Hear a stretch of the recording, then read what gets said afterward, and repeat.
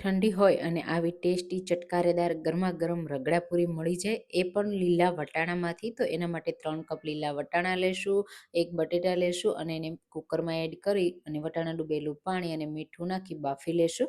તો 3 વિસલ મેં કરી લીધી, કુકર ઠંડુ થવા દીધું એટલે વટાણા આ રીતે આખા જ રહ્યા અને બટેટા પણ થોડા સોફ્ટ થઈ ગયા. તો આ રીતે મેશ કરી લેશું. હવે સ્પેશિયલ મસાલામાં આદુ, મરચાં અને ફુદીનાના પાન એડ કરી મસાલો તૈયાર કરી લેશું.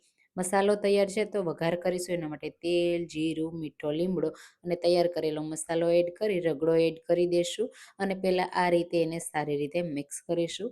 તો આ લીલા વટાણાનો રગડો જો એકવાર ટ્રાય કરશો ને તો બહુ ટેસ્ટી એવો લાગશે. પાણીપુરી મસાલો, મીઠું એડ કરી સારી રીતે મિક્સ કરીશું અને ઉપરથી રગડો કૂક થઈ જાય ને એટલે લીલા ધાણા એડ કરી ગરમા ગરમ રગડાને સર્વ કરીશું. તો આ રીતે પ્લેટમાં કાઢ્યા પછી ઉપરથી લાલ મરચું આ રીતે સરસ રીતે રાખી દઈશું, એટલે કે સ્પ્રિંકલ કરીશું. સાથે ડુંગળી, લીલા ધાણા અને ગરમ ગરમ આપણે રગડાને પૂરીમાં ભરી અને તીખી મીઠી ચટણી સાથે સર્વ કરીશું.